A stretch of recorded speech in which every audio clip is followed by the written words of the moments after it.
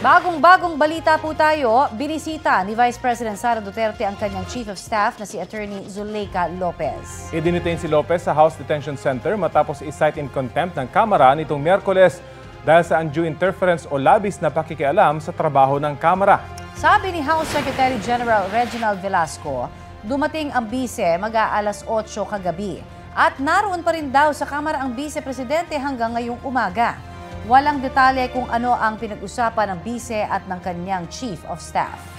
Pinakontempt si Lopez matapos lumabas sa pagdinig ng House Committee on Good Government and Public Accountability na sumulat siya sa Commission on Audit na huwag munang ibigay sa Kamara ang audit report ng confidential funds ng OVP dahil hindi pa tapos ang investigasyon. Paliwanag niya, hindi niya intensyon na maliitin ang kapangyarihan ng Kongreso.